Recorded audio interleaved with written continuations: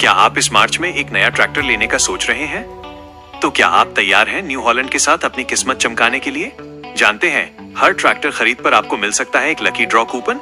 और क्या आप ये जानना चाहेंगे कि इन 101 इनामों में आपके लिए क्या खास है?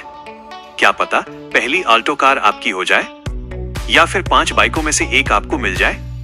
जी हाँ, दौड़ में रेफ्रिजरेटर भी है जो 11 लोगों के घर आएगा और 21 विजेताओं को मिलेगा 32 इंच लेड टीवी और 63 लोगों को मिलेगा मिक्सर ग्राइंडर।